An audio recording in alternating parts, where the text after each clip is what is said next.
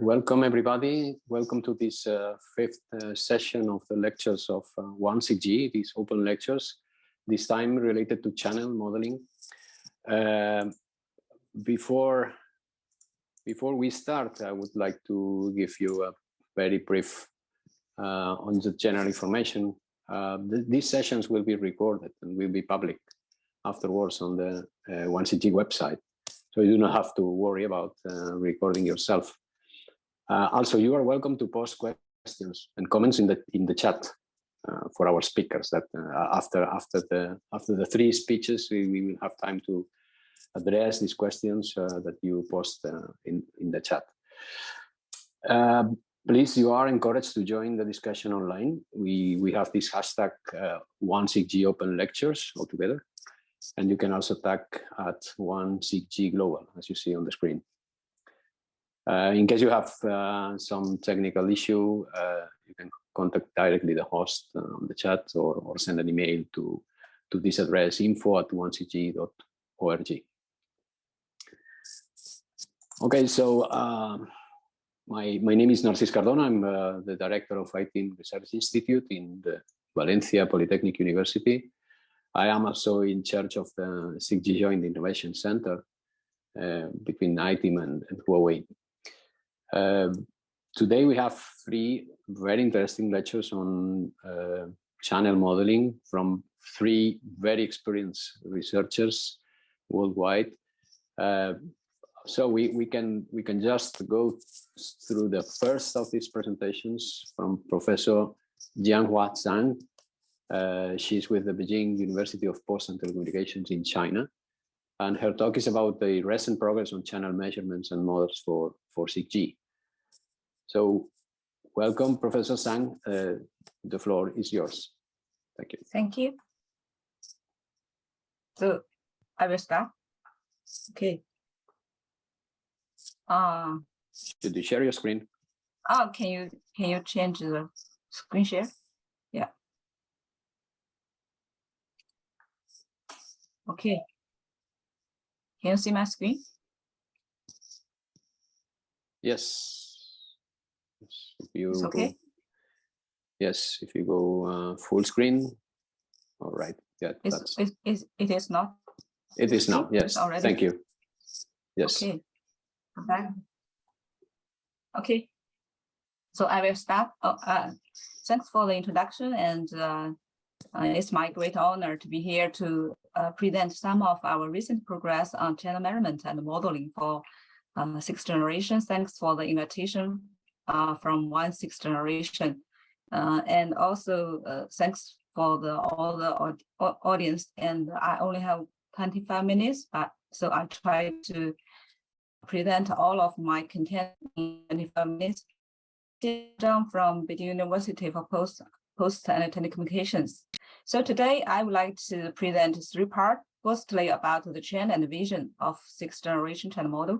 And the second, I will share four aspects about our recent progress about the Terahertz joint communication and sensing and massive MIMO and AI-based channel prediction. And finally, I will introduce some of our China national activities about 6th generation channel research. Okay, I will start from the look back. We know the channel model is very important, and it always evolved from the 1st generation to 6th generation. You can look to the steps and as the requirement to the mobile communication from the capacity, peak data rate, and the service type increase.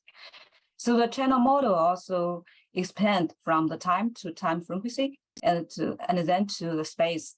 In the 5G generation, I'm the IMT 2020 channel drafting group chairwoman, and we have the standards about the 5G channel models. The mandatory models is about 3D geometry-based stochastic models. It is a kind of extension based on 4th generation and including both vertical angles as the transmitter and the receiver.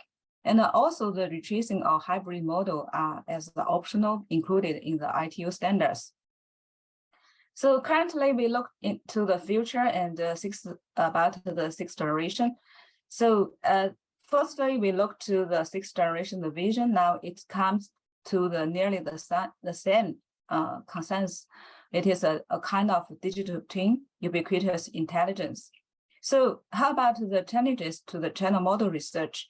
I think we still can look to the frequency, bandwidth, application scenarios, and all of these index or requirement are expanded, and more, especially about the technologies. There are more technology emerging, and like the extreme large MIMO, Terahertz communication, joint communication and sensing, and also reconfigurable intelligent surface. All of this bring the challenges to the sixth generation channel research. So there are a lot of also a great work for us. So we did some of the work on the sixth generation channel research. I start from the first about the Terahertz channel research. And in order to research on the channels, we need some kind of sounder. All the people know that. And the sounder is better with the higher performance, like at least like the frequency can support from the centimeters to the millimeter wave, even to the higher than 100 gigahertz to like 200 or 300 gigahertz. And also the bandwidth better expanded from the 2 gigahertz to the 10 gigahertz and etc. And also the support numbers better to the nearly more than 100. And especially for the terahertz, it's better to get the special domain informations. So we have set up in the past 3 years, we spent a lot of time working on how to set up this higher accuracy sounder. Based on these sounders, we start to do the research like the terahertz. Firstly, we research on its path loss. This is a kind of ABC models in order to observe the frequency dependence in terahertz. And we can notice there are kind of frequency dependence from the 220 gigahertz to 310 gigahertz. And especially for the exponent is higher than 2 in the free space. This is a kind of research about the path loss. And also we research on the frequency angle two-dimensional reflection coefficient. The motivation comes from we need the reflection coefficient. So we expand, we invert the Lorentz models to the Fresnel model, and then finally we get the frequency angle reflection coefficient models. And these models can be well fitted with our different kind of materials like glass tile, glass board, and board with lower MS errors. And then the people do the simulation, we use the kind of large scale parameters about the channels. So based on the standards channel models framework like the 3D GBS models, we extract the stochastic parameters for the indoor case and also urban micro case. And these parameters can be used for the simulations for the people to do the terahertz research. Okay, I would like to point out the interesting parameters here. It is a kind of cluster numbers. We know current standards, the cluster numbers is quite large. It is 19 or 20, but in the terahertz, we have the smaller values is 3 or 5 or 4 or 2. Is to be very careful about the terahertz. Okay, so except the stochastic models, we are also interested to the deterministic ray tracing models for the terahertz. However, during the lack of the knowledge of the materials EM properties, so we use the channel measurement to get the channel data to do a kind of calibration to the retracing. and especially consider the terahertz channels has the fewer dominant cluster in my previous slides. So this method can be used in the terahertz for the simulations. And especially we did a kind of terahertz channel measurement, especially about the very large antenna numbers. And one interesting phenomenon here we observe is that the special non-stationary phenomena we can observe very clearly. So we use these kind of models like the retracing calibrated with the mirror data. We can get the very good simulation results for people to do the research in the terahertz with the special non-stationary properties. As I presented in the previous slides, the channel has a sparsity. During I did the 5G channel models, in fact, I have some not very satisfied with the cluster numbers. So we did this research continuously. Recently, we do a channel measurement with the 6 gigahertz, 26, and also 122 gigahertz in order to look how about this sparsity varying. And here we use the Gini index to mark this sparsity varying. And we can notice as the frequency increase, this Gini index close to 1, that means the more sparser. So we need a kind of method to describe this channel properties.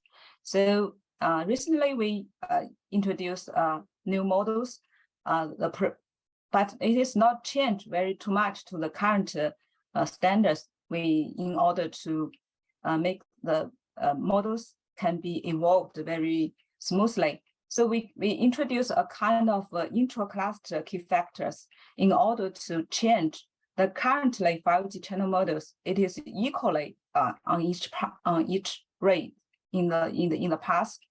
So we use this intra-cluster key factor to get the channel coefficient of the nth cluster is the not equally powers.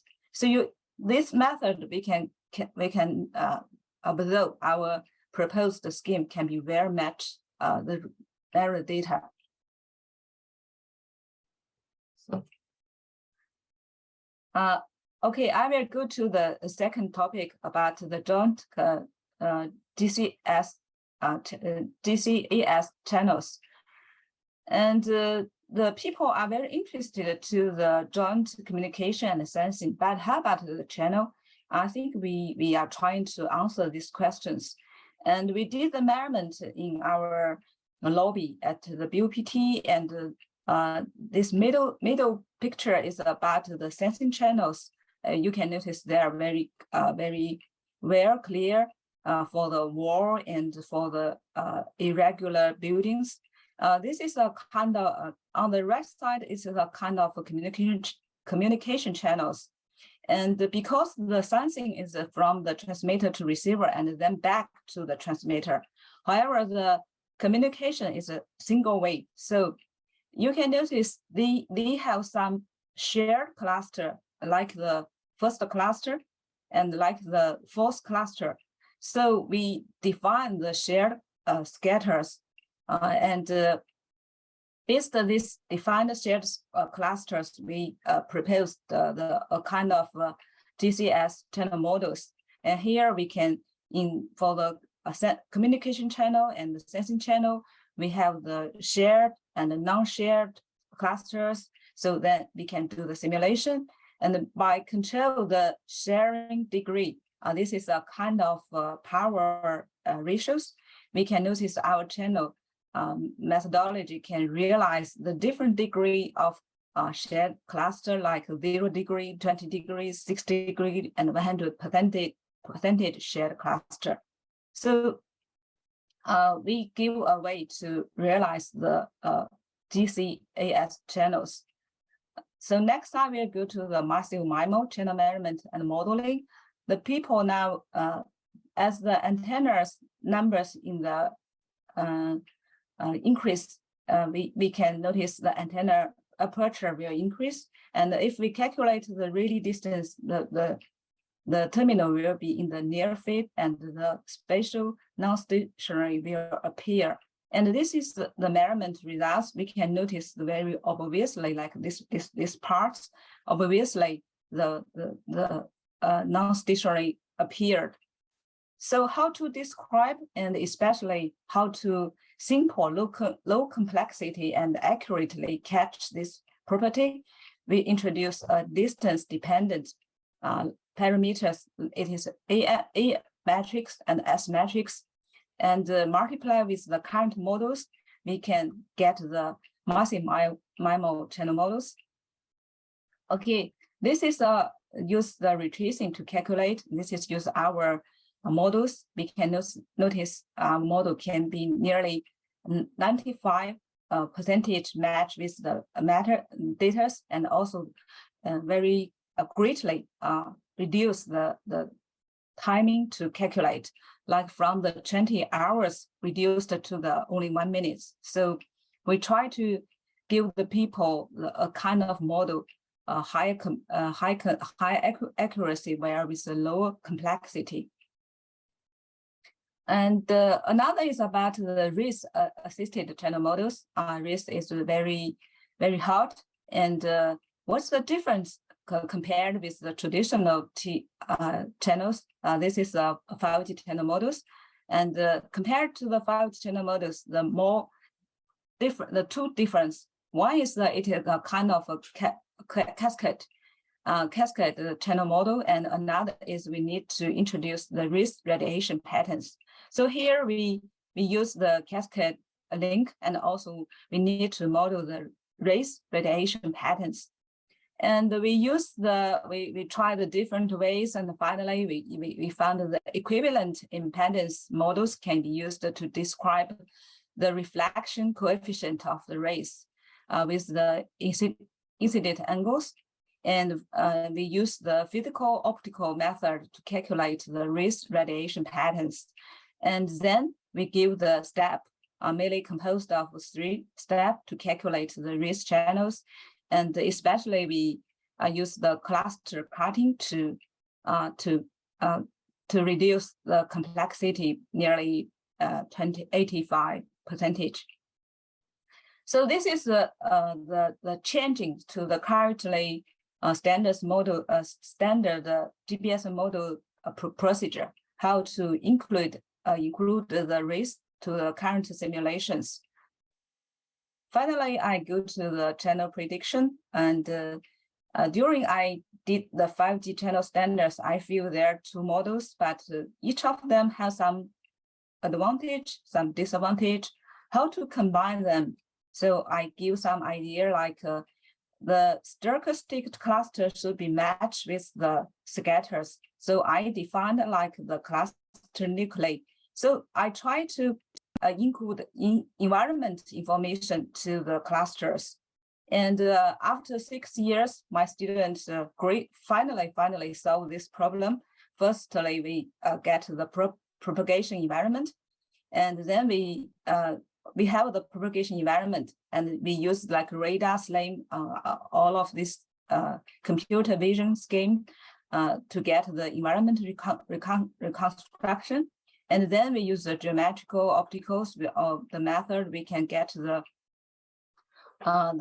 radio ray calculations, and then we can get the match between the clusters and the scatters. So we use this method. We can compare with the this method can have the advantage, like the cluster is a low complexity, and also because we include the environment information, so the accuracy is increased. And so we try to get to include the environment information more to like the path loss prediction.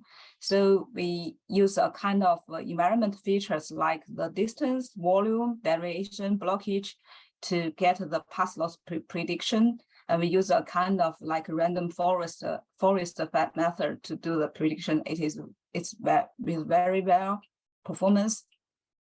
Okay, if we can get the features, we can also get the thematic. So I introduced the very popular thematic to the propagation environment. I defined like the propagation environment thematic, and we used the task-oriented framework to form the environment channel task architecture. So based on this concept, we realized like PES added beam prediction, and to improve the channel prediction and also reduce the complexity also very dramatically. So we summarize a different AR method in our paper, how to be utilized to do the time frequency domain channel prediction. And also we proposed the transformer-based cross-domain channel prediction, and it's really wonderful. So finally, I come to some of our national activities about the sixth generation channel research. We have set up channel measurement and modeling task subgroup in China dedicated to the 6G channel research. And I'm the chairwoman, and Li Jian from Huawei, and also from ZTE, from China Mobile, and Tech Liu Hui, they are the deputy chairman.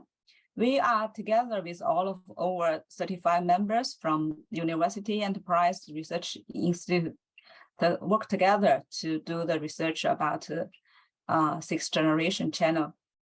So we have issued a white paper, and it including the 7 chapters and like all of the hot topics about sixth generation.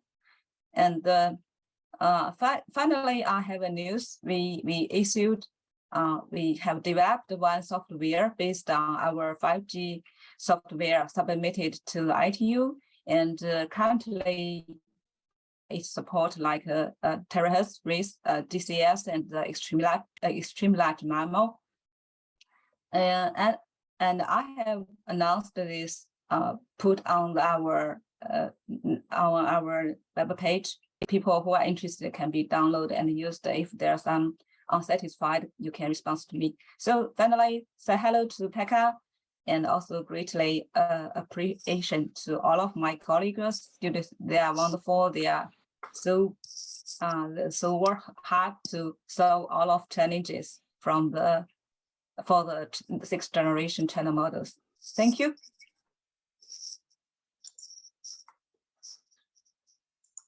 Thank you. Thank you very much, Professor. 24 minutes. Even less than the expected time. Okay. Maybe yeah. Okay. Maybe we have probably time for a very quick question, probably from my side. Could you elaborate a bit more about this ITU study group and how are they doing with the channel models for 6G? How is the view of ITUR on the for instance, on the deterministic or stochastic? How is the trend? How would you say that ITUR is focusing this topic in particular?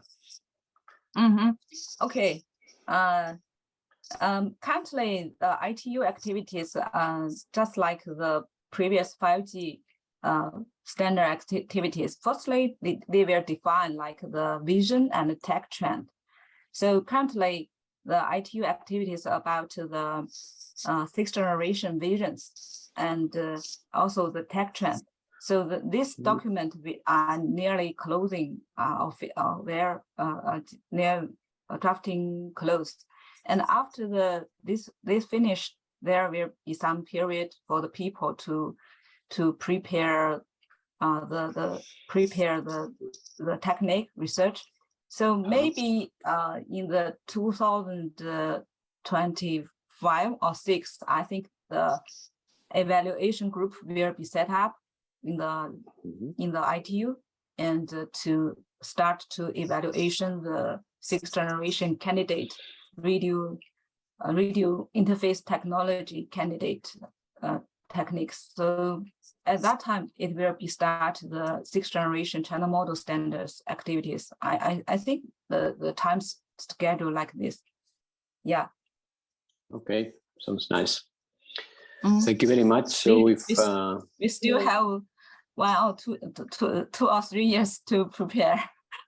Yes, yeah. Fortunately, we still have some time. Okay, thank you very much for your talk. Very, very interesting. A lot of information indeed. And if you can let me the screen, I will share the next. Could you stop sharing your screen, please? Yeah, I noticed there are 2 questions from the audience. Can I answer Can them? I say? No. Okay. Oh, okay. Maybe yes. We have this time for the. There is one question. Could you describe the thermodynamic diagram of special non-stationary? Do you see it? Yeah, the first one is show 25. Yes, 25, the previous one. Yeah, 25. So Ashraf, you would like to see this page? Everything will be online, right? The recording will be online, so you can go through the slides again. Okay, I will afterwards. answer the second question about the small dynamic diagram of the special. Okay,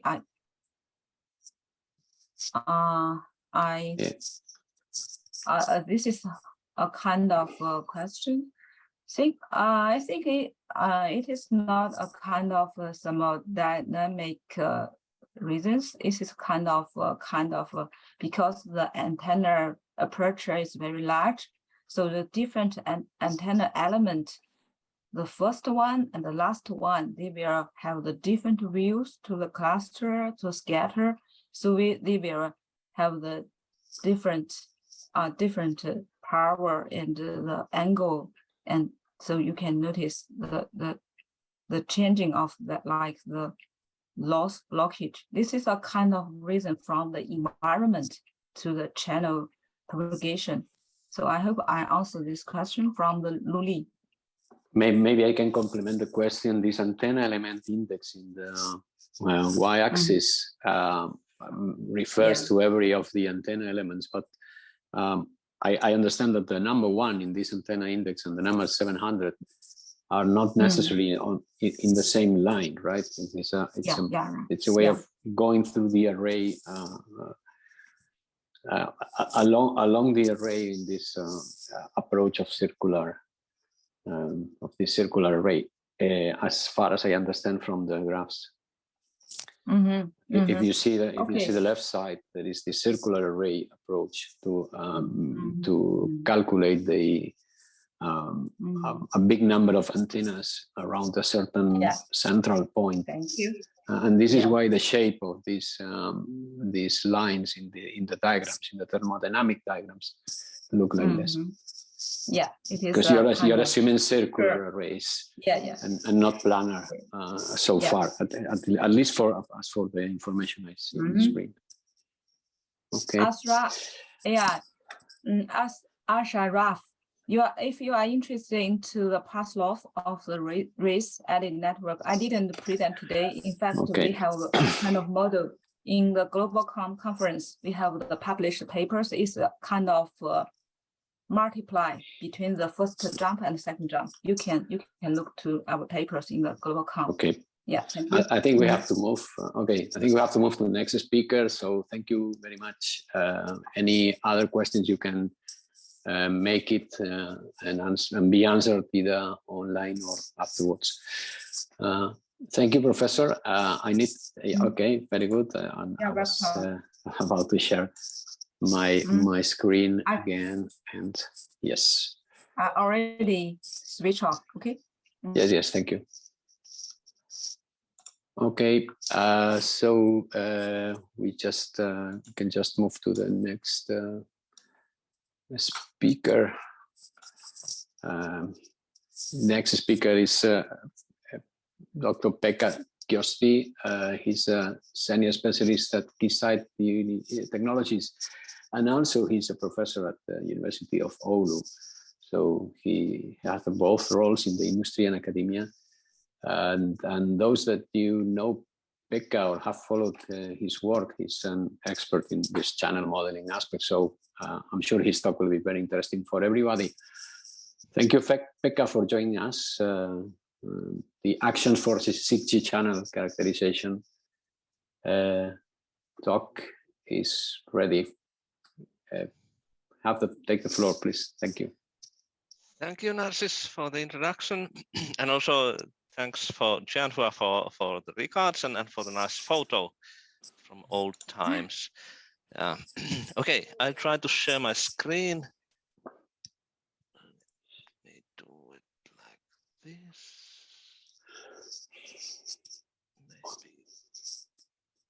Maybe now.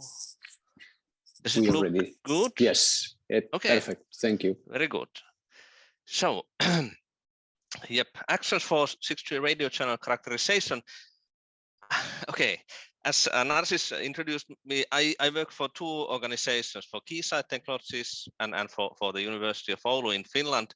And what I present comes a little bit from both, but yeah, I hope it doesn't matter. So the contents for today. So first some introductions, and I will try to explain or define what I understand to be the radio channel characterization, and also maybe some motivation why is it done. And then in the second part, I will show many examples about the things we have been doing in order to characterize 6G radio channels. And in this today, it's mainly or maybe only focusing on sub-terahertz frequency range. And in the very end, something a little bit about so-called stored channel model that has been under development in the European research project HEXA-X. So, what is it? What is radio channel characterization we are now talking about? So it's a combination of three different fields of science, I would say. So it's about physics, because it's a physical reality that we are now dealing with, and of course all the laws of physics apply there, Maxwell's equations, etc. But then it's also mathematics, because we talk about very much about modeling, and in modeling we always have a certain mathematical framework that first must be developed and then used in the model. But it's also engineering, at least for two reasons. So the use of models and the use of channel characteristics, I would say the need comes from engineering field, and also because this involves very much of measurements, so measuring something needs good engineering practices. And in radio channel characterization, we have this traditional flow. We have channel sounding, parameter estimation, then we extract channel characteristics, and out of those, maybe parameters, we can extract channel models, but also we can gain some implications. And they are used for understanding and also simulating the channel where the future systems will operate. And as you might know, we need new measurements and new models always if we have new frequency bands or environments or scenarios like deployment schemes. And now we go to higher frequency and maybe a little bit different kind of link types, and also not only communications but also sensing, localization. Therefore new models are needed. And for researchers, always good questions are extremely valuable, and here are some. So we try to address these. So these are the implications. Really going to sub-terahertz. So how long link distances we can support, Is the channel dramatically different at below 100 as compared to above 100 gigahertz? And if it is, why? What is the spatial coherence of channels? This is very relevant in localization applications. And also, like, how many beams, because antennas will be very directive, how many beams does the propagation channel support? What kind of waveforms we need to design? That is one implication, and so on. So just some requirements for 6G channel models. Well, the story can be put very short. I took a look at all the 5G requirements, and I think they all apply also here. So from Metis project. So we have wide range of propagation scenarios, higher frequencies, higher bandwidths as compared to old ones, very large antenna arrays, again, distributed MIMO, maybe the extreme case of that, spatial consistency and mobility, specular scattering, we know, going higher in frequency. It's specular reflection is maybe the dominant interaction. Dual mobility, okay, maybe not that much in sub-terahertz, but anyway. And also the model should not be extremely complex. But still, we need empirical evidence. The models need to be based on measurements. We have higher frequencies, as mentioned many times, but now more importance on radar or localization and sensing. Also, new thing maybe related to RF electronics. Now those RF non-idealities have quite strong impact on antennas, and because in radio channel modeling we are not dealing only with propagation but also antennas, maybe we should now widen our scope to think about RF non-idealities as well, and RIS as was also mentioned in the previous presentation. Yeah, just I like this long equation. So about if we someday can have propagation antennas and RF modeling all together, it could look, for example, like this. But there's still plenty of work to develop what is under terms with different colors in this equation. But maybe someday we have this completed. Okay, now we go to those examples. So some of the actions we have taken, and these are based on papers that are mainly already published or will be published soon. First of all, finger. So one finger, what does it make to a radio signal? One can think that maybe not that much, but now it's about 300 gigahertz. And if the finger is 1.5 centimeter wide, in wavelengths, it means 15 lambda, 15 wavelengths. And if we compare it to maybe some very low cellular frequency, 700 megahertz, so it corresponds to the size of a very large car. So we can understand that the finger may have some significant impact. And we did some measurements using BNA with very short link distance. We had a phantom finger and a similar shaped objects, and we moved them there and measured the transfer functions and tried to interpret the results. And it was like the system was like the transmitter and receiver were static, and then the object was moved in two dimensions of the horizontal plane. And I don't know, many findings. For example, the phantom finger, if it's very close, it can cause up to 44 dB attenuation. But then on the other hand, some other materials, for example, there was this nylon rod, the light blue in the curve here, middle top. It can it's like low loss material and cylindrical shape. It can even focus the signal. But then on the other hand, it can steer the signal very much off the receiver antenna in some cases. Anyway, small objects, if they are close to the antenna, they can have very, very high impact on the received power level. Then a little bit larger object, human body. So, and now going to 140 gigahertz, so D band.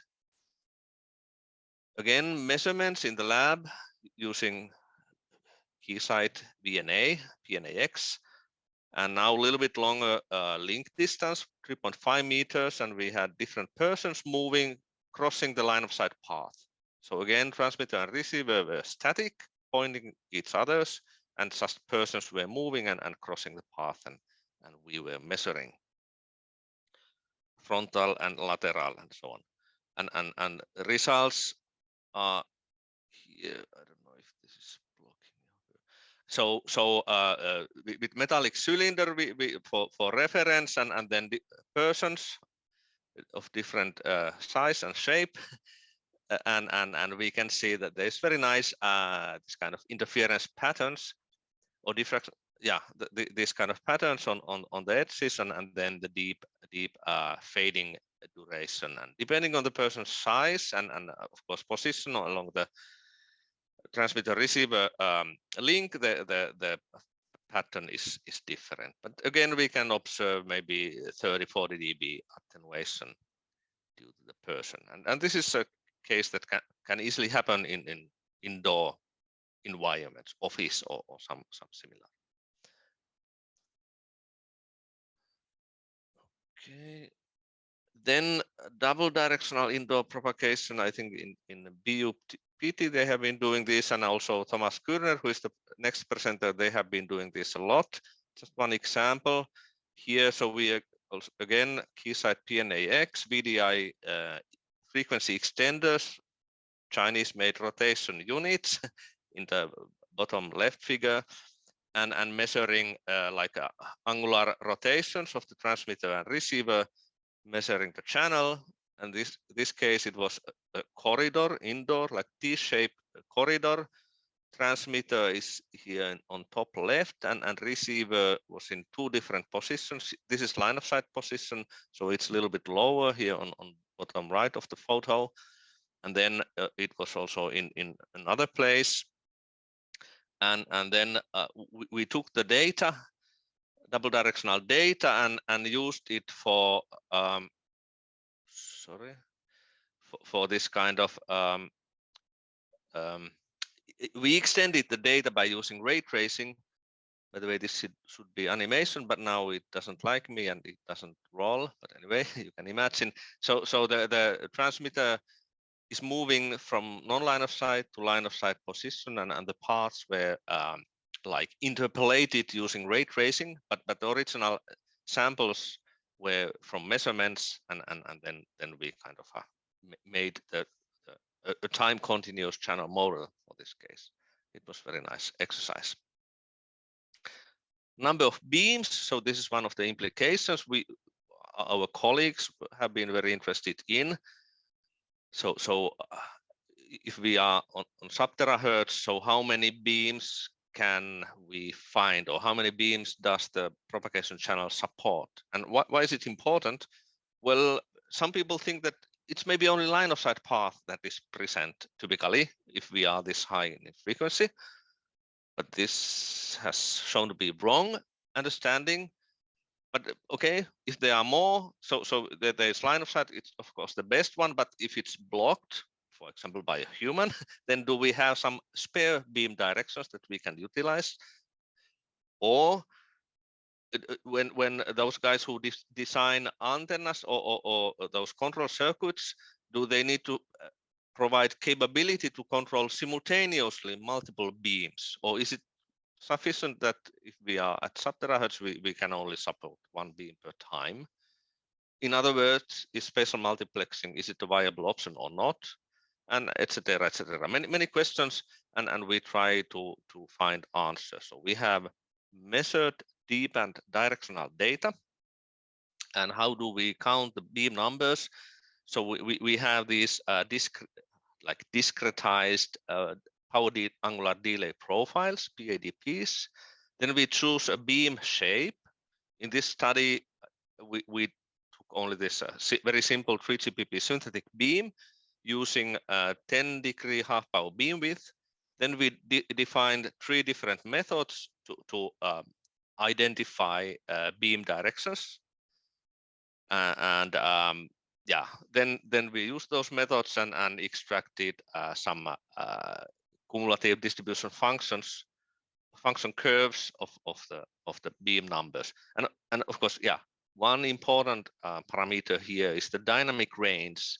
So as we see in the, I don't know if you can see, but I can see because I know the figure on bottom left, there are many peaks. So basically in like basically each of the peaks here could be one beam direction, but we are not interested in very weak beams. So the important parameter is what is the dynamic range that we are considering here when we look at the beam directions. And we mainly in the paper we did it with 10 dB dynamic range, but also for the comparison we did it with 20 dB. But if we take only consider 10 dB dynamic range, the beam numbers are typically, I mean, the median value is 3 or less. So 3 or less beams were foundable there. Yeah, continuing a little bit on the same topic. So if and when we will always do beamforming or use very directive antennas at sub-terahertz communication. So what will be the delay spread with beams? So again, we have measured directional data from Aalto University and also a little bit from Oulu University, and then use different kind of beam shapes, or basically the half power beam width is the most important parameter there, and then observing the propagation channel through the beam pattern. So what is the delay spread? So what is the temporal dispersion of the channel? And this is important, for example, in the waveform design. So doing how long cyclic prefix one would need, or some other equalizer lengths, etc., etc. But we found out that we did it with the delay spread, RMS delay spread, but it's not the perfect metric here. So we should maybe use one of those window functions introduced by Andreas Mollis, but haven't done it yet. So there's still some work to do. Yes, okay. So that was about those example actions we have been involved in. And then I think this is my last topic before the summary about the stored channel model. So everybody is eager having a channel model for the simulations and other uses. And then there is this kind of nice concept. I think that the name came originally from Professor Katsuyuki Haneda from Aalto University, who we have been collaborating a lot with. So stored channel model. So now at this stage of research, when we still do not have very much data, then we have only like we have data sets from here and there, and maybe not any continuous routes have been measured, only like discrete locations and so on and so forth. So what can we do? So we can take those measurement data, estimate parameters as has been done here, and get this kind of discrete impulse responses. So having limited bandwidth, limited antenna aperture, we can see this kind of discrete impulse responses based on measured parameters. And then also what Aalto University did, they identified from their measurements the scatterer or interaction points. So here in this drawing, these colored circles here, they are the interaction points, and of course they can identify also if it's a reflection or if it's a first order, second order, third order reflection, and or something else. And then we can introduce antenna arrays, antenna radiation patterns on top of this, and then use these for simulation purposes. So we get like samples of the channel. And the good side here is that in this kind of a very simple stored channel model, and in particular in this data set, as I said, we have the coordinates, we have the of interaction points, and we know the interactions, which is nice. So we can basically do everything in a coordinate system. So we can place the antenna arrays element by element in a coordinate system. We can place the interaction points in a coordinate system. And then we can, of course, get the propagation delays. But also, at the same time, we can handle those near field or radiative near field effects and spherical waves by doing this. So each antenna elements, even in a large array, we'll see exactly the correct phase of the wave front. And also the frequency variation. So now at sub-terahertz, we can have very, very large bandwidths, not necessarily in percents, but anyway, very wide bandwidths, and it can be like typically for example, in 3GPP, we have been modeling these antenna geometries such that they are like modeled on the carrier center frequency, so in the center of the bandwidth, but on the edges, you know, the wavelength is different. So what is the impact on the array geometry, and what is the impact on beamforming, and especially in null steering. So there might be some importance there, but by using everything in a coordinate system and calculate everything based on the Euclidean distances between different points, we can also model this frequency variation across the bandwidth.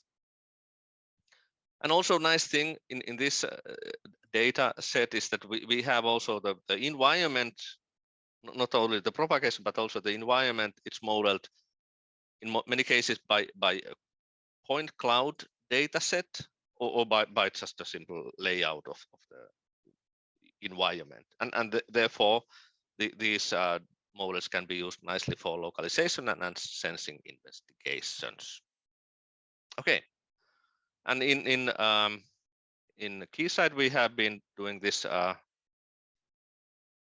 still no video. Okay, so we have been collecting the outcomes and results from different research projects, and we have been extending those novel, most recent channel models. For example, this stored channel models to be time continuous, as I mentioned.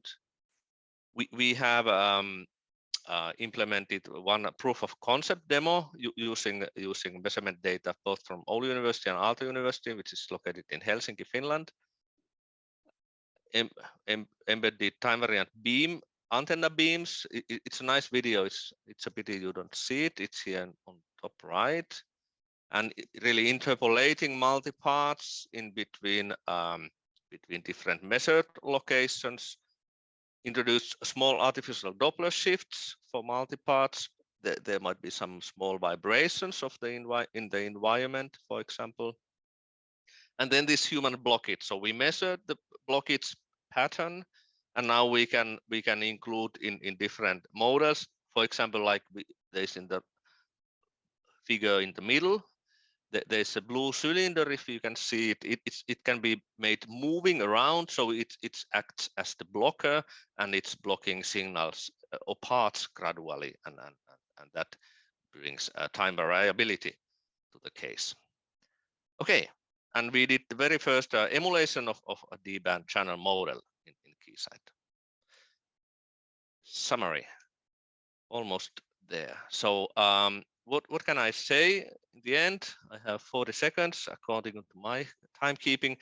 So we still need new measurements and models for 6G, though the requirements are not so different as compared to the previous generation. Measurements are laborious, but even with smaller data sets, we can get implications from the data, and more data will be needed to get like statistical analysis. And ray tracing, it's always a nice tool. We can use it to complement measurements and really advertising this Keysight very first channel emulation of a deep and channel model. You will see it hopefully later on in a later occasion. Thanks. Thank you very much, Professor.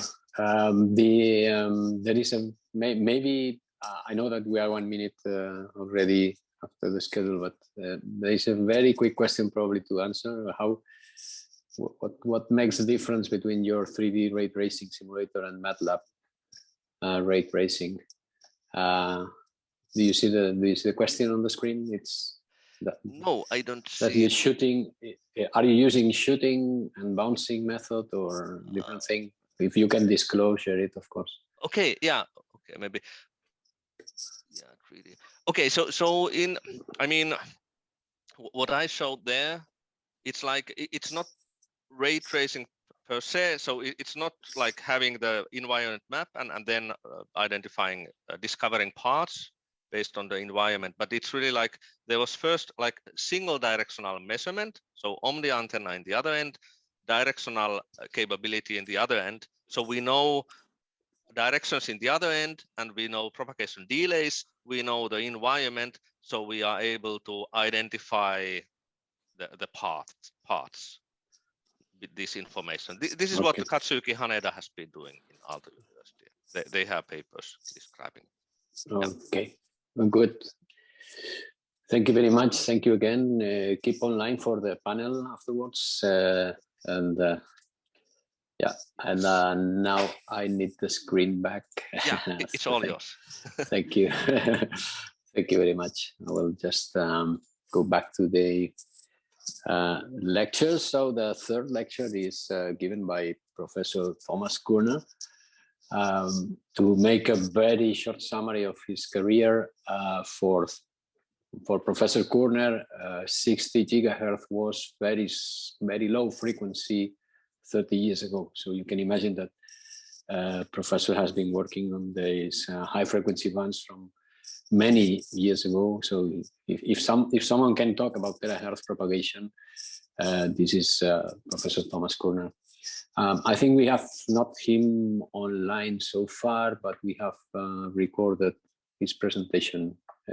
So if the manager can just set up the video, the channel measurements and modeling in terahertz bands. Yes, it is coming. Okay, thank you very much.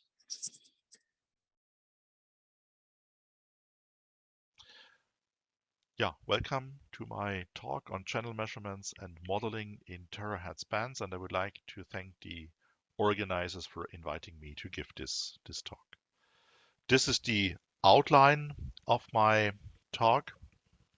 So I will first start with a few introductory words on the specific properties of the terahertz propagation channel. Then I will introduce two measurement techniques for channel characterization in this frequency bands, and I will concentrate on those measurement techniques that we have used to generate the results that will be presented here in this talk. Then I will show you one example on measuring and modeling of basic propagation phenomena. Here the example is rough surface scattering, and I will show you two examples for measurements in more complex environments. Towards the end of the talk, I will give a few overview on existing propagation models for backhaul links, and then I will conclude with a final slide. So let's have a look on the specific properties of the terahertz propagation channel.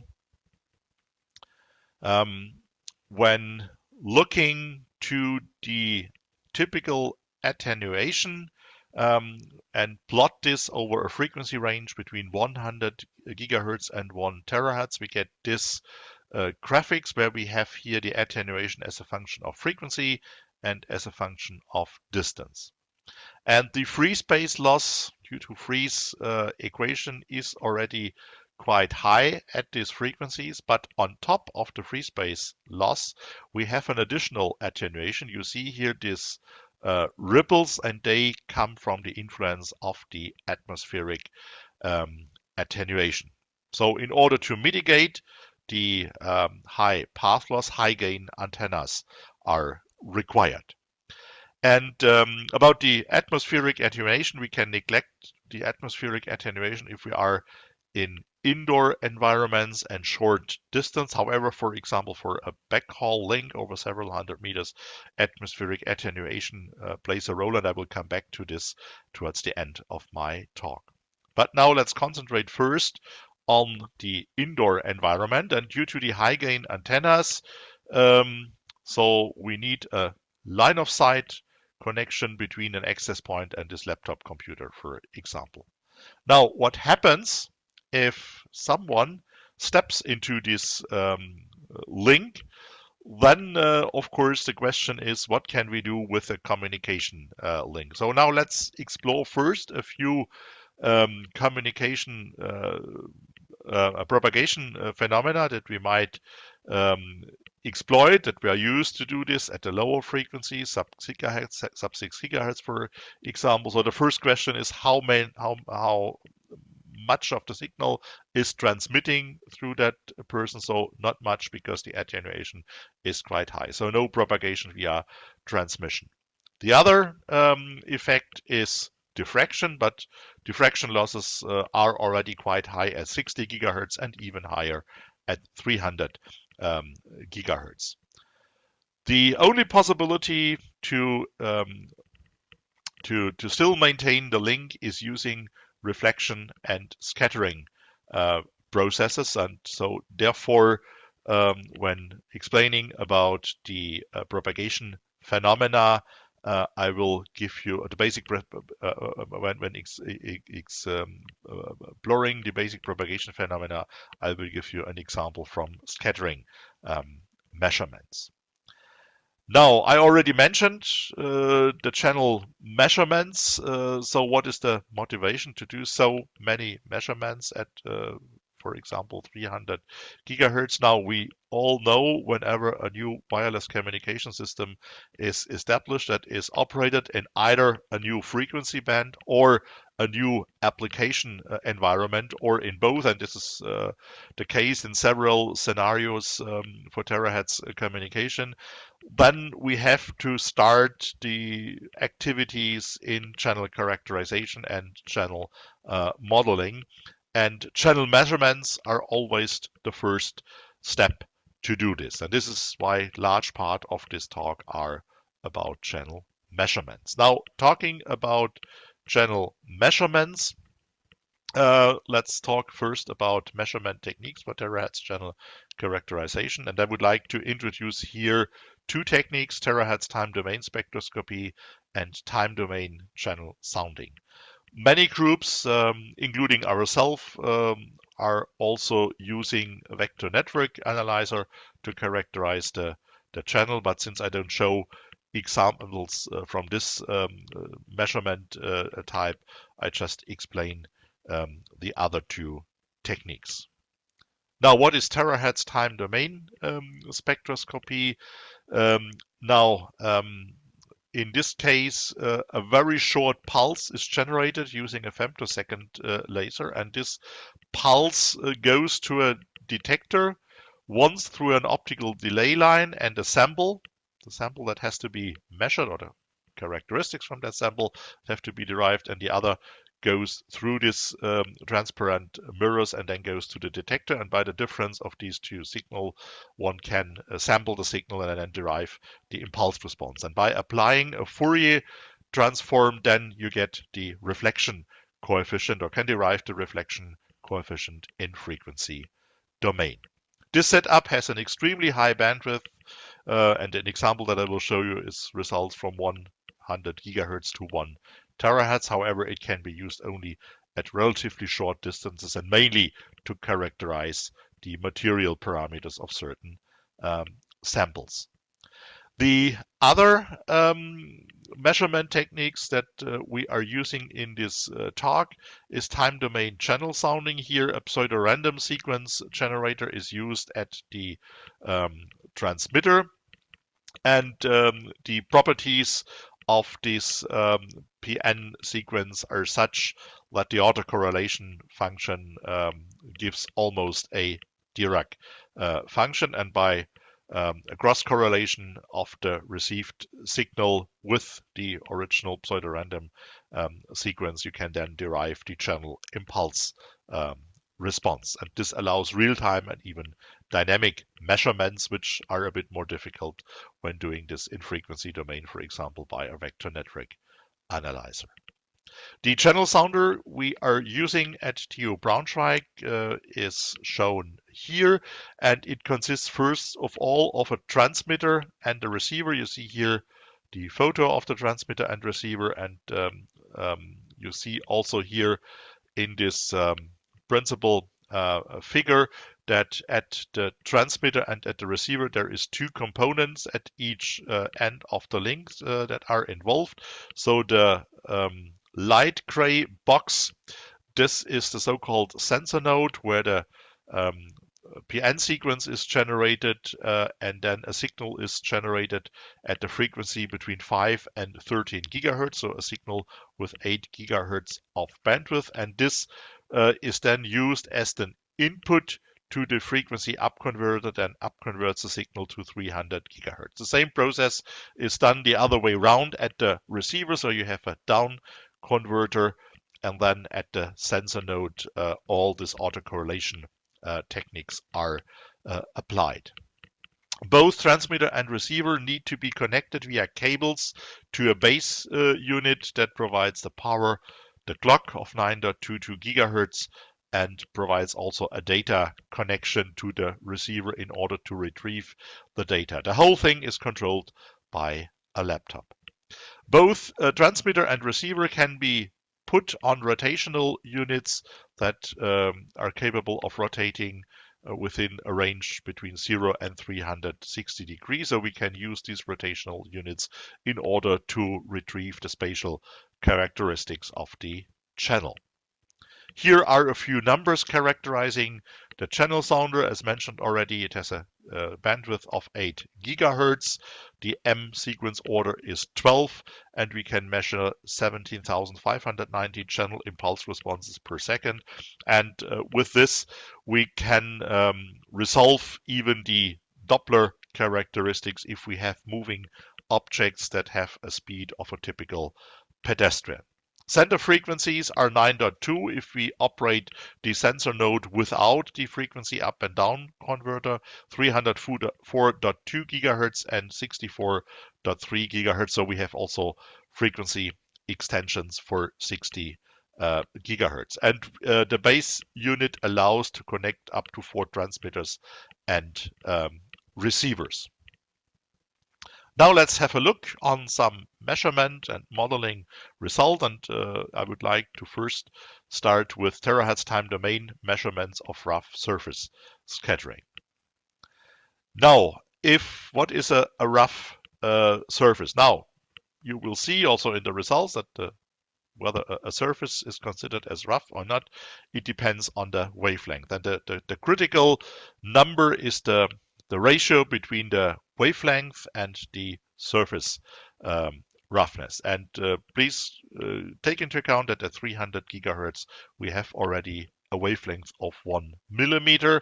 So object sizes of 1 millimeter and slightly below have an influence on the propagation channel. Now, there is a simple model that is able to calculate the reflection coefficient of such a rough surface, and these are the modified Fresnel reflection coefficient, where you take into account the reflection coefficient for a flat surface, when the formulas for that are well known, and then you multiply this value with this term, where you have an exponential, negative exponential term, where again the ratio between wavelength and the surface standard deviation plays a role. Now, in order to model this, you need to know the standard deviation of the surface roughness. Now, we have done some measurements here at the German Institute of Metrology, PDB, that is also here located in Braunschweig, and they can scan such a surface with a laser and then derive a digital height model of this rough wallpaper, for example. And from this digital height model, we can then retrieve all the statistical parameters. As a second step, we have measured then the sample within terahertz time domain spectroscopy. where we have a transmitter, a receiver, and the sample here in between. And on the next slide, you see the quite interesting results. You see the reflection coefficient as a function of frequency between 100 gigahertz and 1 terahertz. And you see three curves. First of all, the blue curve, this is the measured reflection coefficient using terahertz time domain spectroscopy. The red curve is the calculated reflection coefficient using the modified Fresnel reflection coefficient and using the measured height standard deviation. And you see that measurement and model fits here quite well. But this is not the most interesting result on this graph.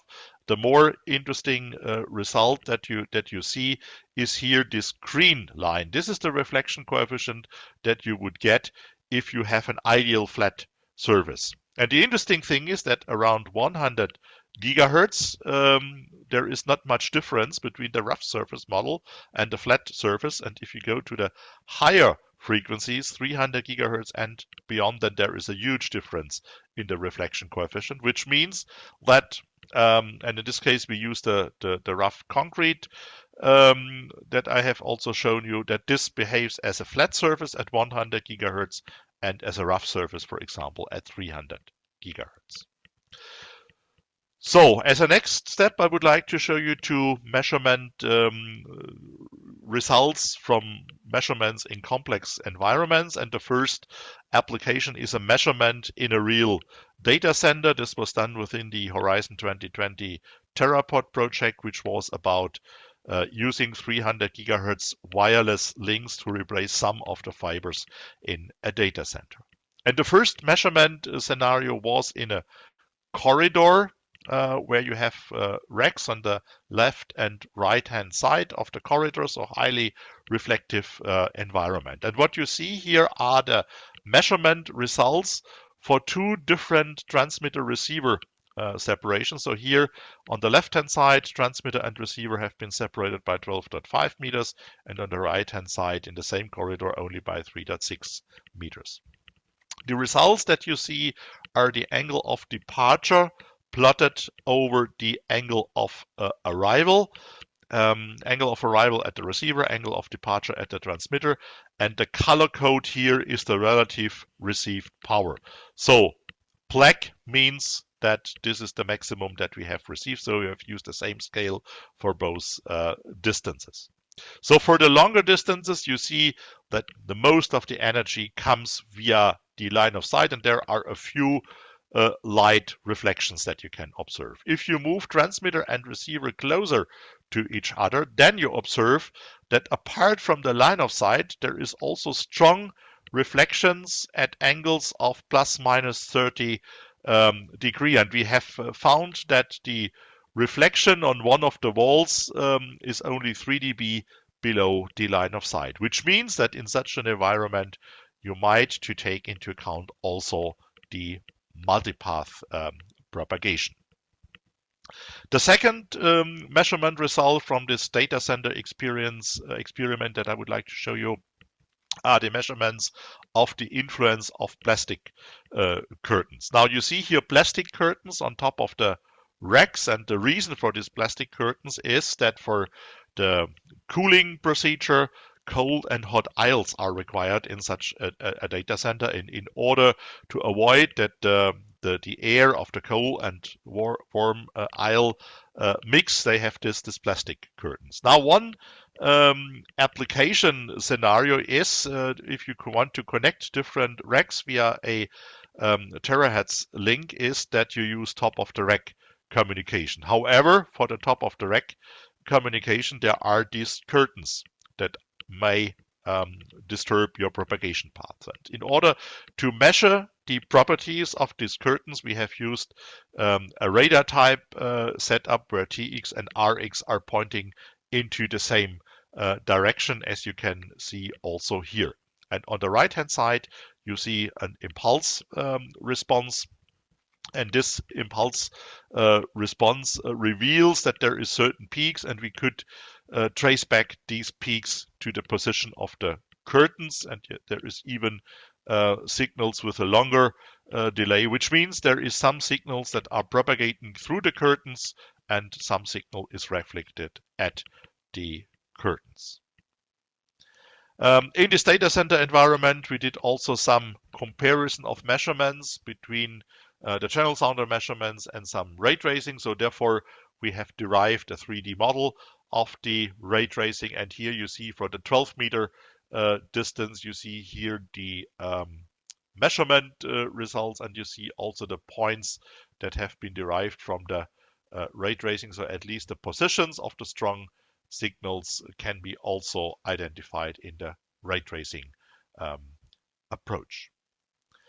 The second scenario is about measurements in a car-to-car communication environment, and I have written here car-to-car communication and radar. This frequency range of around 300 gigahertz is also of interest for the radar community, which might be used in a car environment, because at this higher frequency you have a lot of bandwidth, and high bandwidth means that you can have a very fine and high resolution of your radar system. And here is a potential example where cars are communicating with each other or are radar targets of other cars. Now, I mentioned that we have to cable transmitter and receiver and can separate them by a maximum of 20 meters. So this makes it not very handy to do such a measurement on a real highway. And therefore we did some measurements where we mimicked this situation in a laboratory environment of the Lower Saxony Automotive Research Center. And so the TX car and RX car are mimicked by our channel sounder, and then and then we have a real car that was then the car that either obstructs or reflects. So the first measurement setup that I would like to show you is a scenario on a highway where you have these two cars communicating with each other, and then there is another car where a reflection takes place. And TX and RX were mimicked by the channel sounder, and here the car in the middle is the real car. Now we separated TX and RX by different distances, and you see here the angle of departure versus angle of arrival signature for different distances, and the coordinate system here is a bit different from the previous one. So line of sight here is now in the upper left corner. In the previous slide, it was in the center of this signature. And what you can see is that for 2 meter distance, you have the reflection at around 30 degree, 65 degree, as you would expect. And then the longer the distance becomes, the more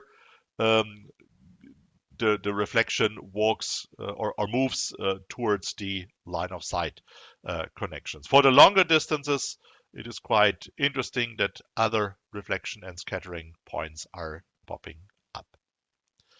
The second scenario that we wanted to measure is the measurement of two cars communicating with each other and a car in the middle between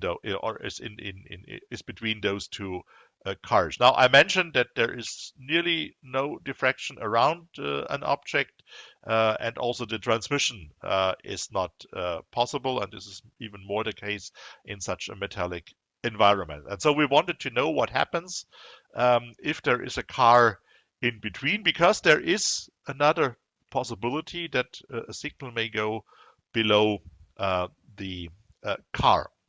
And therefore we did some measurements with the real car between TX and RX, separated by different distances, varying between 6 meters and 14 meters. And we also did different antenna heights at both TX and RX, so varying between 40 centimeters above the street level and 88 centimeters above the street level. Now, if you look to the situation where TX and RX were separated by 6 meters, which correspond to a situation in a traffic jam, then even for antenna heights of 40 centimeters or 52 centimeters, there is a huge additional attenuation that comes on top of the free space propagation. If you separate TX and RX more, for example, at 14 meters, then at least at the 40 centimeter antenna height, there is only additional attenuation loss of 1 to 2 dB, and becomes higher if the mounting of the antenna height becomes larger. So this means there is a chance that the signal might propagate below the car. The last aspect I would like to talk about are propagation models for backhaul and fronthaul. Now, for this situation, there is the additional atmospheric attenuation that may come through the gaseous attenuation, specific attenuation due to water vapor. Rain has an impact, and also clouds and fog. And for all these phenomena, various I2R recommendation exist from where you can retrieve the specific attenuation and then add them on top of the free space propagation. Of course, those I2R recommendations at this frequency range typically have been retrieved and extrapolated from measurements at lower frequencies. So there is still some requirements to validate those models, and various groups are already working on that. What I would like to show you in the next slide is an experiment that we have done, a simulation experiment where we took those models from I2R, and then we took historic weather data that we had available at Braunschweig over a period of 3 years. So here you see, for example, the water vapor density. You see also the rain rate for the same period. And then we use those parameters and put them into the propagation models that I have just shown you. And this gives us then the additional attenuation that we would have observed with these models over the period of 3 years for a link distance of 1 kilometer, which means mostly there is an additional attenuation of somewhere between 5 and 10 dB, but there are some peaks where the attenuation goes about 20 or 22 dB above the free space attenuation. Of course, such a backhaul link has to be ultra reliable, so you have to plan your system according to this worst case situation.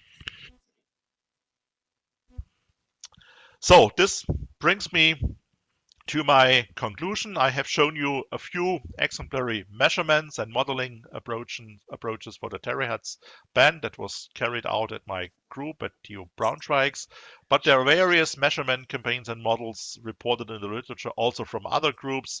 And here are 2 sources for where you can find summaries about those models and measurements. And I would like to point you to the newly established ETSI ISG Terahertz, which is, amongst others, also working on a group report on channel measurements and modeling in the terahertz bands. And this group is targeting the potential standardization of terahertz links at 3GPP, which might start in 2 to 3 years. So if you are interested in this, I would like to encourage you to join the group.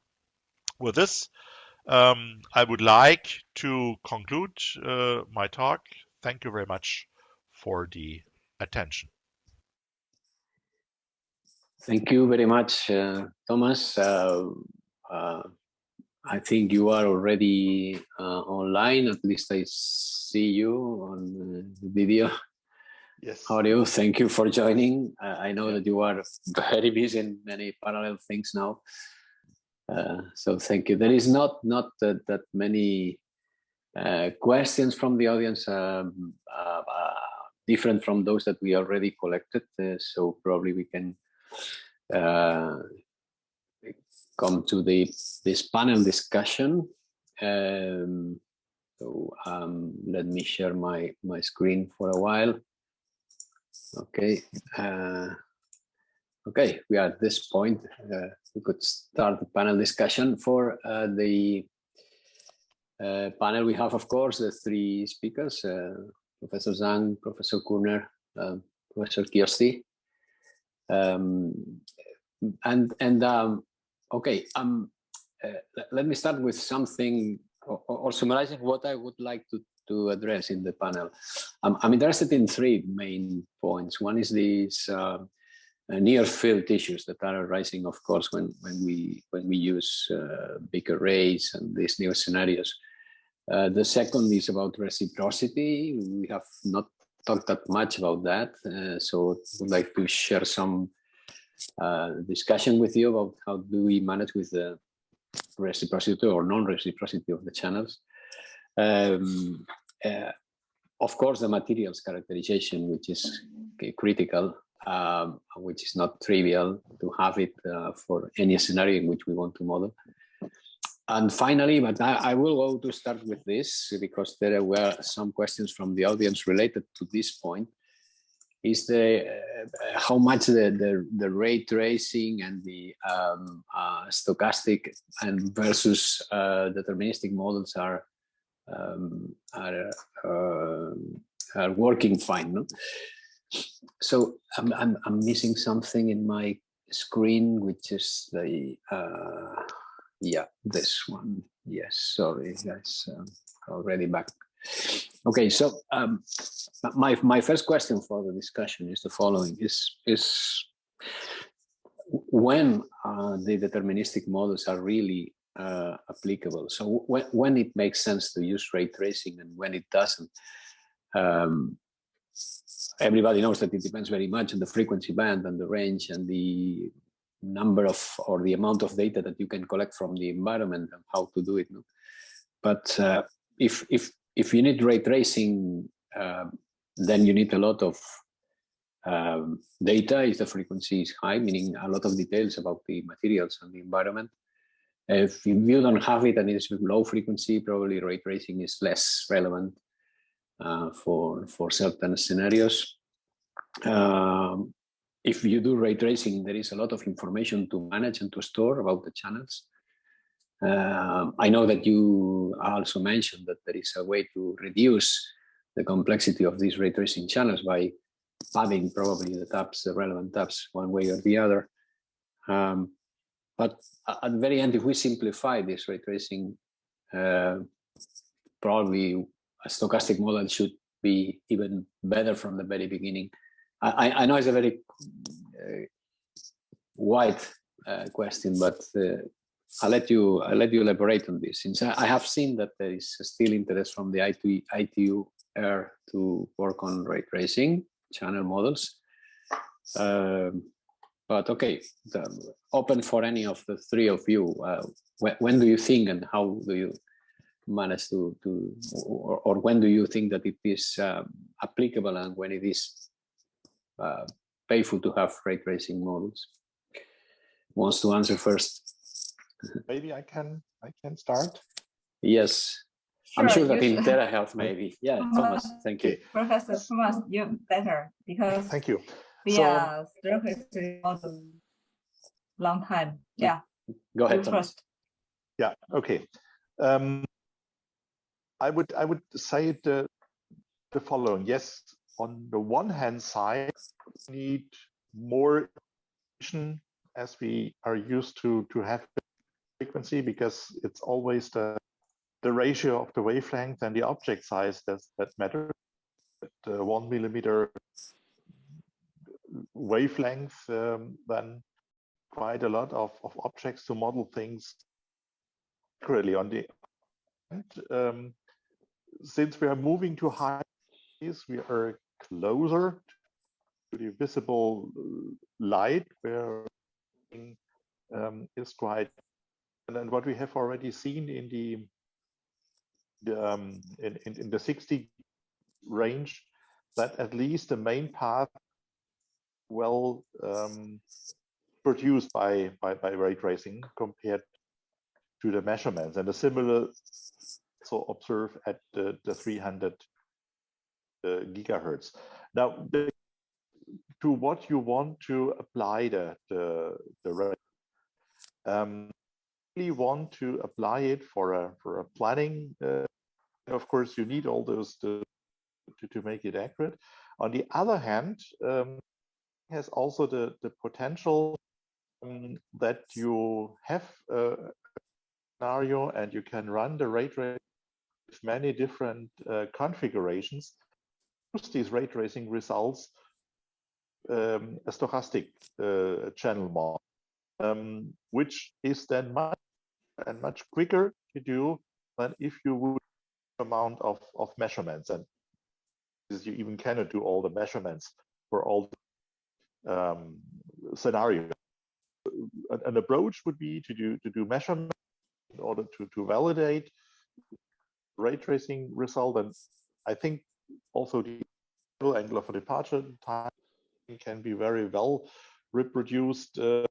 Reasonable number of data. The amplitude due to all this rough surface impacts and small objects are more difficult, but you can calibrate your this and then use this to the channel models that then can be used for system evaluation.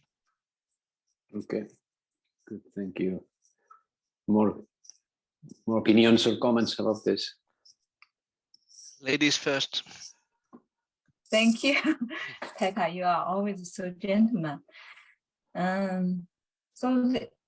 This is a very difficult question, and in fact, I think I'm a fan of stochastic models because from the history of mobile communication, third generation, fourth generation, fifth generation, it is the mainstream always the stochastic models. I think the stochastic model has a kind of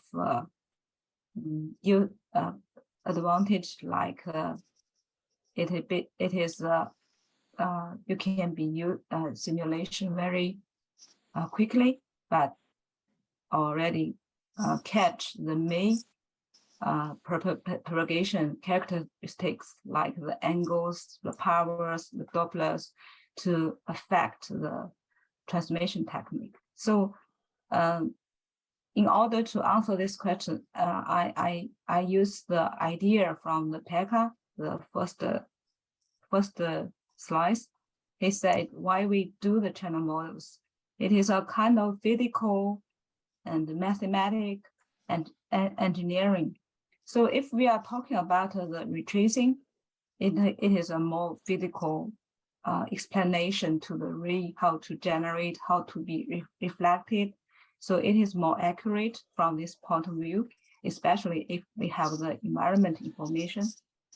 And however, we need the model to be used by the engineering, especially for the people to do the evaluation for the different techniques. They need to be very quickly, so and also universally.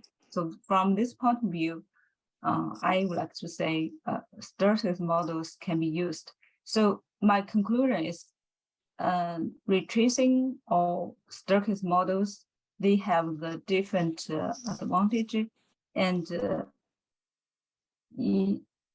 depending on how you would like to utilize them. If you want to do to evaluate like MIMO, like the OFDM chain estimation, I think you can use the stochastic models in the different scenarios. And if you would like to the currently popular sensing and communication, and you need some environment information, I didn't. If some of you notice, there are some data set available on the internet.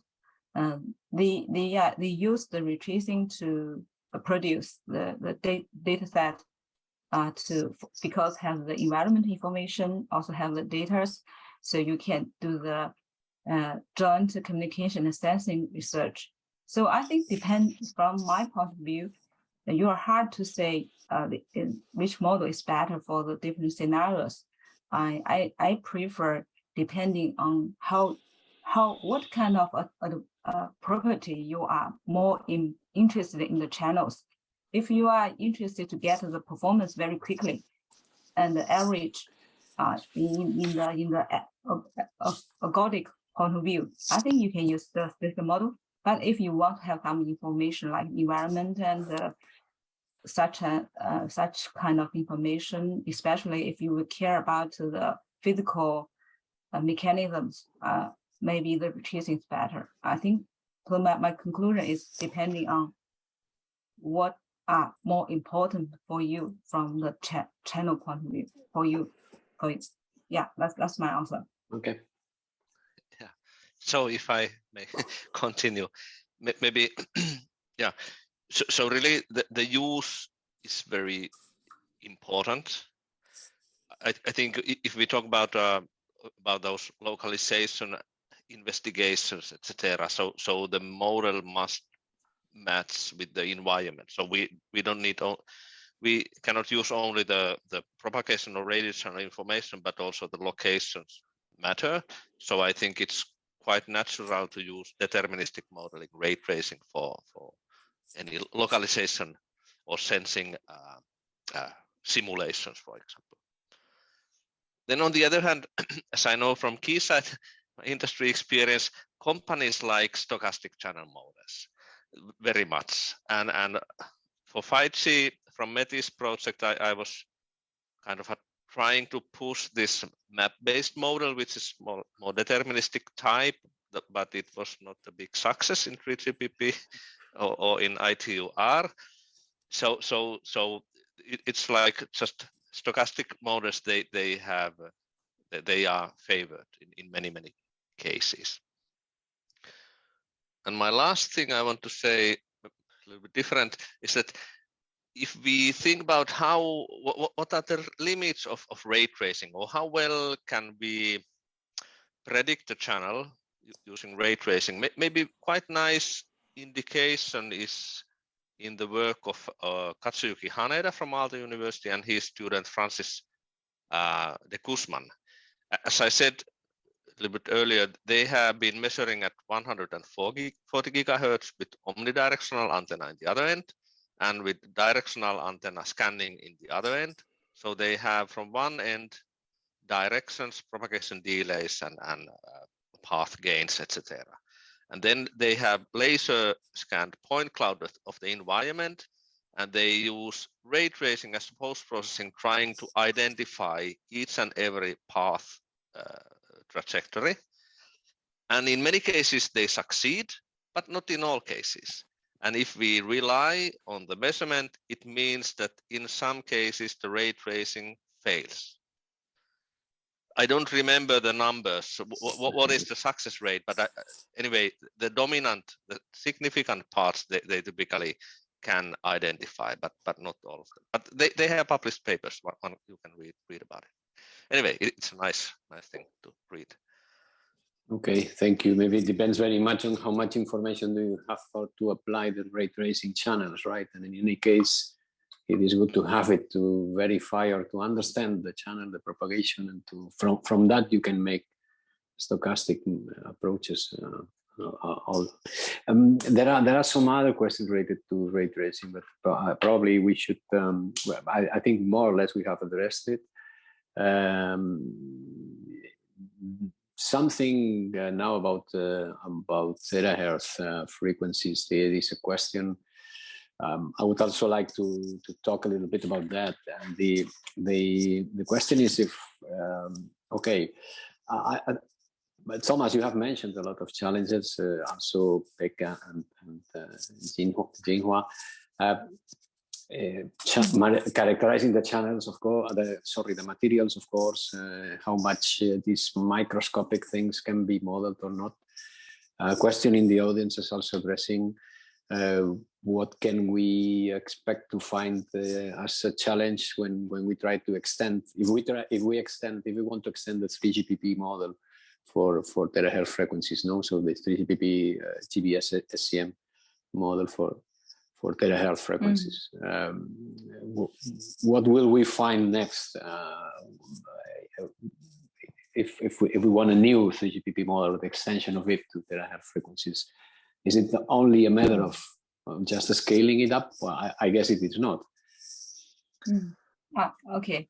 So the question is, what's the challenge do we expect when we expanding current standards channel models to higher frequency? Is that right? Yes.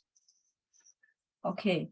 Can we just I think the answer is no, but anyway, can we just use the current 3GPP models and provide an extension to these very high frequencies, or we need really pretty new model to be standardized in the 3GPP for that?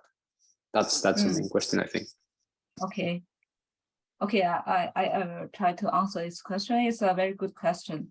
And at the start of the upper frequency to more than 100 gigahertz, current standards cover from up to the 100 gigahertz. The first question is if we need to change the methodologies for the terahertz frequency.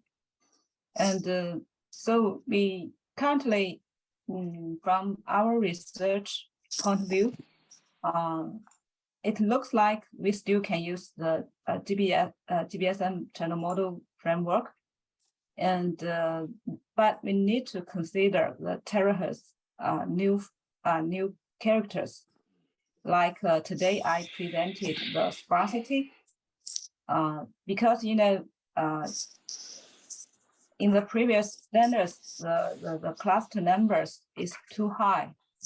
If you are very familiar with the current popular like 3GPP 38.900 or 3.901 or ITR M.2450, you can notice 14.2412, and you can notice the cluster numbers is quite high. But I did some research work, and today I presented. In fact, the cluster numbers is not so high. I give like his 4, 5, to this kind of values. So we did the work. We don't want to change the current GBS model too much, but we want to include these features to current models. So we change the equally to each ray. It's 20 rays. Each ray is the same powers to the not equally, and we use the one dominant ray, and then we can simulate the sparsity properties. And in fact, there's still some work not very perfect, and currently I'm planning to do in the future. In fact, we are very lack of data. And from 100 up to the 300 gigahertz, even to the 1000 gigahertz, there are so many frequency bands, but we cannot get like only one frequency and say it can be used to all the frequency band. So I noticed in the PECA slides, you have a project very good. You can get the data from Auto and from the different universities. In China, we are also trying to do this work. So we organize a task group. And we are also trying to collect from the different universities and like from the Huawei companies to do the different measurement. And it's better to give a very fully understand to like the 100, 200, 300, especially, like the delay spread, angular spread, and the angular spread correlation, all of these values depending on the frequency. So from my point of view, all of these properties should be well studied. So I come to my conclusion.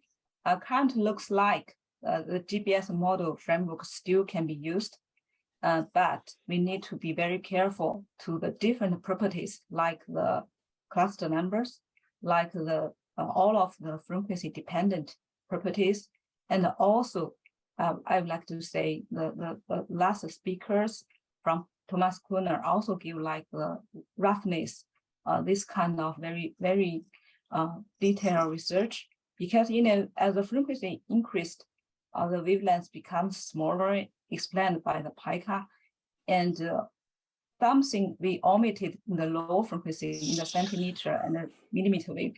Maybe in the terahertz we cannot omit. So we need to be careful about these properties. I think at least the 3 point of view should be care about.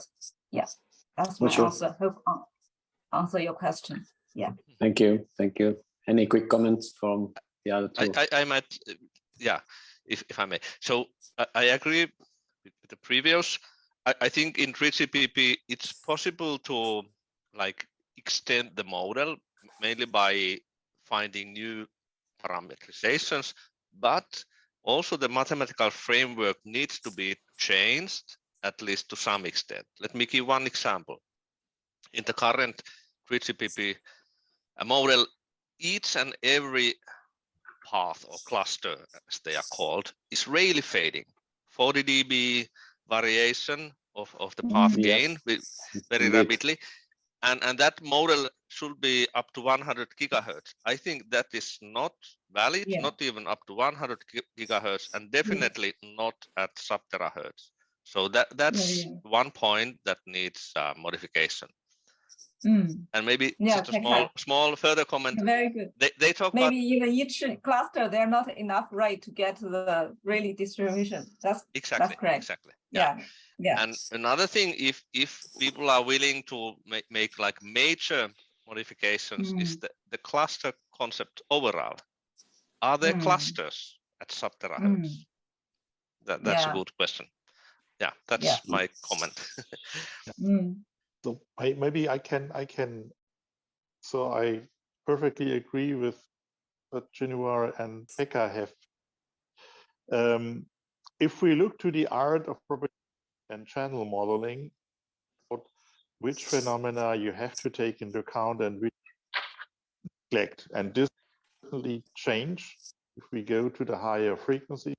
Things that become more important. There's some things that can be neglected. For example, all the effects from diffraction.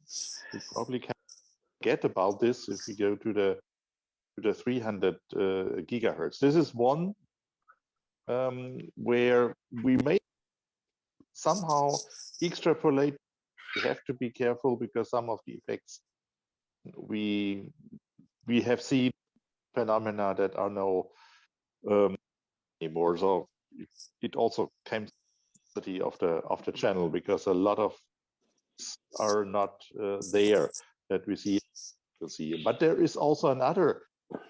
If we go to these higher frequencies, we will see completely different scenarios, different phases of the scenario.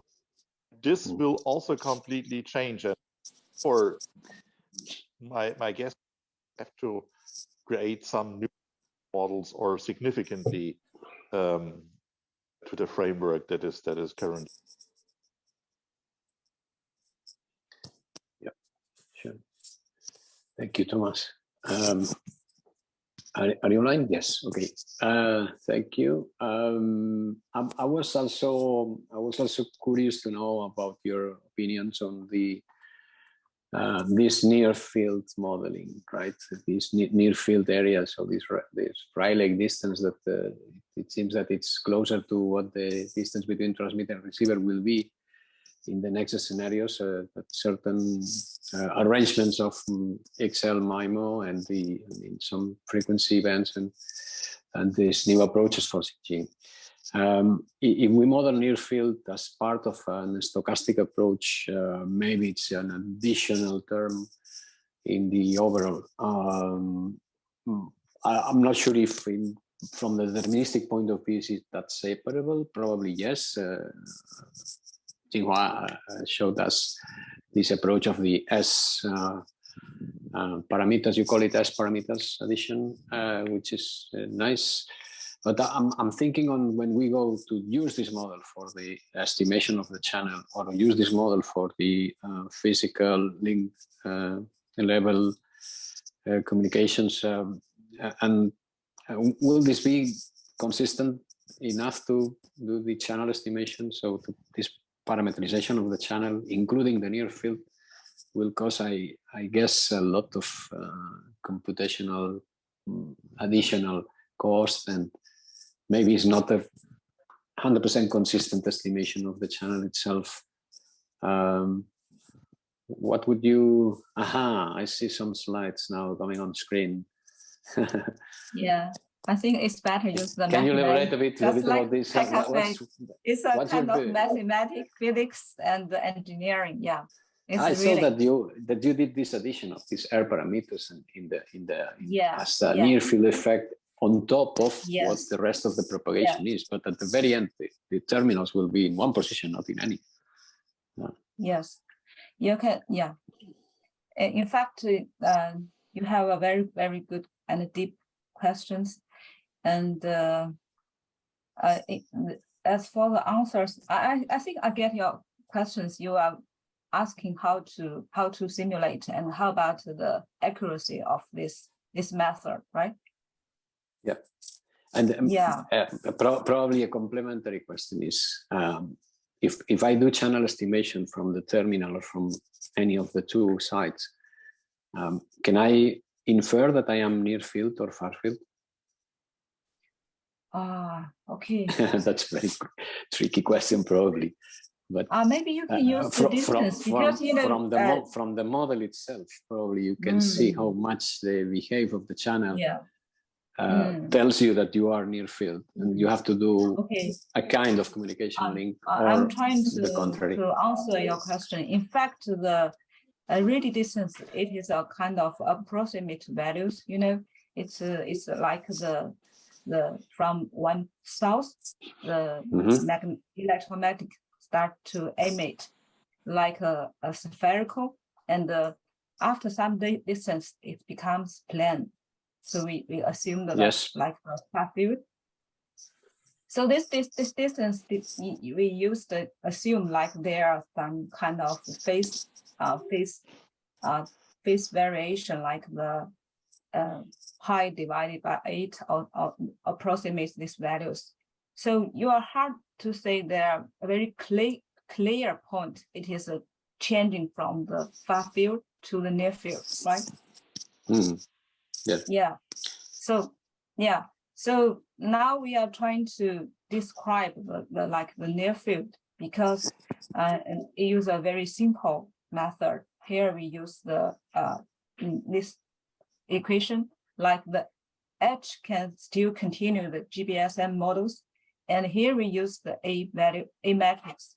A matrix is a kind of has a relation with the distance. That means you need to describe the distance between them, and then you can know how about the propagation effect. S is a kind of blockage, the scatter variations. So this method is very, very simple and convenient for the simulation, and we compared with the retracing results. At least the results is fine. It's nearly 94.5% match with the retracing, and also simulation time is very low.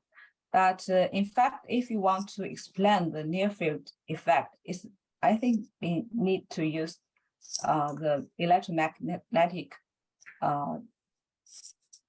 theory to describe that. But maybe that is more complex for the people to the simulation. So also depending on how the usage, if you want to have this kind of phenomena but very quickly get the results, you can use these models.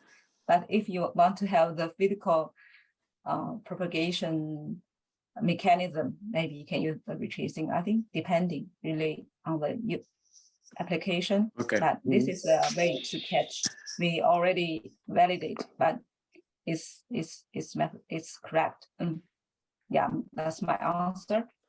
Good, thank you. Thank you. We have 5 minutes to close the session. I would like to address this question probably to Pekka or Thomas. We forgot about talking on the reciprocal or reciprocity or non-reciprocity of these channels. I wonder if you would say that we can assume reciprocity or not at the frequency bands in which you are working. If not, how would you model it? Just as an individual or unidirectional channels, or a kind of combination of partial reciprocal channel and part of non-reciprocal channel? How would you do it, Thomas, Pekka? Thomas, you're welcome. Yeah. If you accept my questioning, if not, I will. Or if So okay, I can say something. Up, yeah. Okay. So sorry. Maybe I don't know everything or many things, but I mean, to me, the channel is always reciprocal as it is. But then if I think about non-reciprocity, what it brings to my mind is then maybe those RF components before and after antennas. So they can make it non-reciprocal. But otherwise, I don't know what can make it non-reciprocal.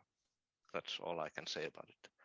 Yeah, I can confirm this. This was also my thinking, that RF components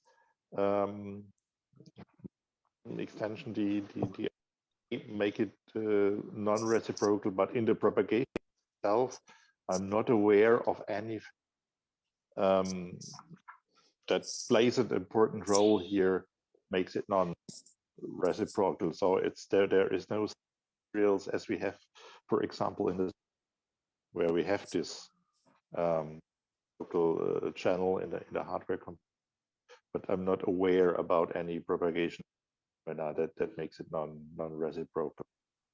Okay, even with that high frequencies and that Roth materials, it doesn't matter that much on the angles of incidence, or okay. I would say so. At least I care about that. I have not seen any paper on that. Okay, thank you very much. I think it is time to close our panel and also the whole session.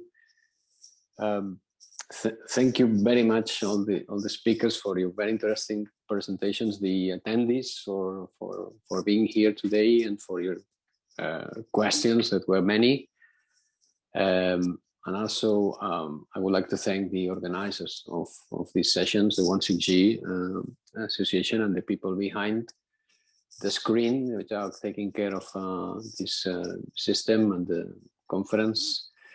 In case you have any final remark, Thomas, Pekka, or Jinghua, you can just do it. Maybe I can. Conference quickly in Europe. We can go. We can meet.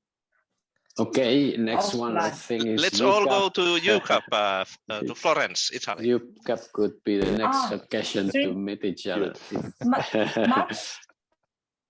March, it will become soon, right? UCAP? UCAP is end of March, the last week of March. Exactly. Oh. Yeah, but yeah, you can still register. Yeah. Which city? Firenze, Florence in Italy. Very nice city. Okay. Worth of coming. Conference venue. Yeah. All right. This thank you very much. This concludes the session for today. Looking forward to see all of you in the open lecture number 6, which will take place at some time from now. Thank you very much to all the audience. Thank you for thanks. Nice talking with you. Bye-bye. Thank you. Bye.